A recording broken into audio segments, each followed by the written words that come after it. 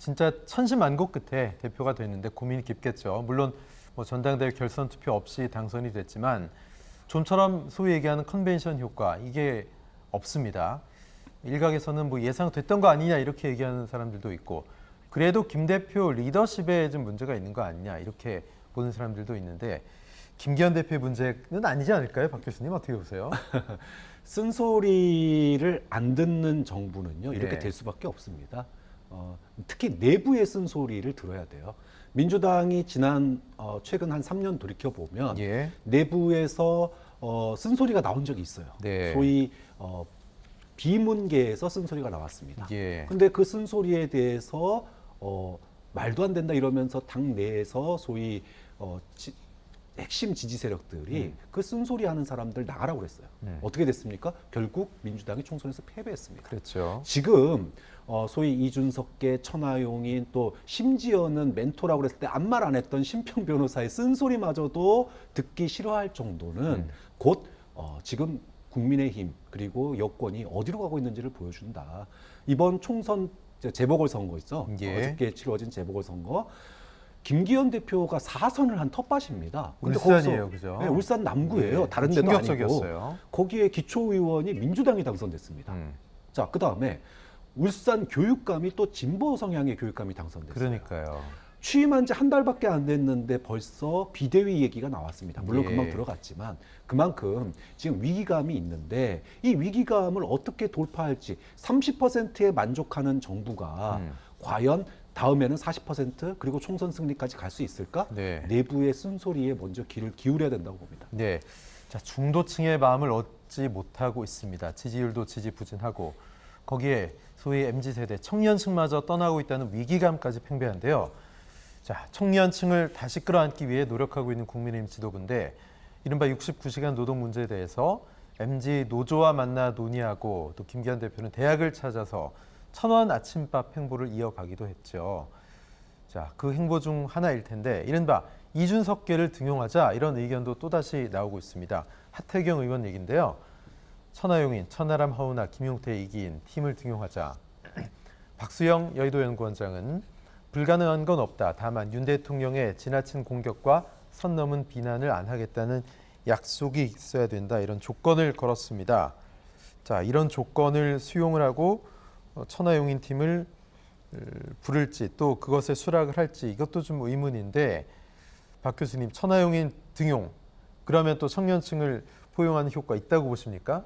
그래서 쓴소리를 하는 천하용인을 포용할 수 있다면 네. 아까 또 제가 말씀드렸습니다. 심평 변호사의 그러한 쓴소리를 포용할 수 있다면 효과가 있을 겁니다. 예. 그런데 지금 박수영 여의도 연구원장처럼 친윤의 생각처럼 앞으로 정권에 대해서 쓴소리 안 한다고 약속하면은 안아주겠다. 그럼 쓴소리 안 하는 천하용인이 천하용인입니까? 천하 이무기가 되는 거죠. 그러면은 무슨 효과가 있습니까? 감동도 없고 네. 그다음에 변화도 없습니다. 그러한 포용이 어떠한 효과가 있을까? 효과 없다. 그리고 지금 지난 전당대회에서 뭐 통해서 연포탕 내놓겠다고 그랬는데 김기현 예. 대표가 낙지 빠진 연포탕을 연포탕이라고 우겼거든요. 네. 근데 이제 와가지고 화해 제스처를 취하고 들어와 달라 모양도 빠지죠. 예. 그리고 이렇게 쓴소리 안 한다고 약속받고 들어가면 효과도 없다. 네. 과연 청년의 마음을 잘 알고 있느냐, 단순히 천하용인 문제가 아니지 않느냐 이런 분석도 있는데 김대현 평론가님, 청년층에 대해서 정말 깊이 고민을 하고 있는 걸까요? 국민의힘 측이? 글쎄 뭐 국민의힘도 깊이 있게 고민하지 않는 것 같습니다만 그럼 천하용인이라고 불리는 천하람, 허은하, 김용태, 이기인은 그러면 깊이 있는 고민을 하고 있는가? 뭐 그래서 그 깊이 있는 고민을 예. 했다면 그 고민의 결과라든가 아니면 고민의 어떤 숙성 과정들이 네. 노출되었어야 되는데 또 그런 것도 쉽게 보이지 않습니다. 그러니까 이건 뭐 천하용인의 문제가 아닌 거죠. 그 청년 정책이라는 것이 어느 때부턴가 정당의 지지율이 추락하거나 아니면 큰 선거를 앞두고 있거나 선거에서 패배하고 나면 마치 무슨 청년을 제대로 구애하지 못했기 때문에 선거에 패배한 것처럼 일종의 레퍼토리처럼 등장을 네, 하는 네. 상황이 돼버렸습니다. 그러다 보니까 청년들 입장에서 본다 그러면 이건 정당이라고 하는 집단이 정책의 연속성도 없고 그리고 신뢰도를 구축해 오지도 않았고 예. 그러니까 이 청년을 상대로 한다라고 하는 정치라는 것이 사실은 굉장히 좀 허울 뿐인 예, 예. 그러니까 안이 비어 있는 공갈빵 같은 거 아닌가 싶은 생각도 듭니다. 네. 자, 그래서 청년을 사실은 규정하는 이 기본적인 것부터 출발을 해야 됩니다. 우리가 지금 청년 기본법에는 나이 규정이 만 19세부터 34세까지로 되어 있는데, 네. 근데 지자체와 또 그 아래 법령으로는 나이 자체가 굉장히 그 뒤죽박죽되어 있습니다. 청년이라고 하는 세대의 나이 규정도 없이 어떻게 청년 정책을 만들 수 있겠습니까? 더군다나 이 작년인가요? 아마 청년 기본법이 처음 제정이 된 걸로 알고 있는데, 근데 지금 청년 기본법을 개정을 통해서 청년에게 실제로 도움이 되는, 그러니까 청년은 이를테면 지원을 해야 되는 사회적인 약자라기보다는 육성을 해야 되는 사회적인 자원인 거죠.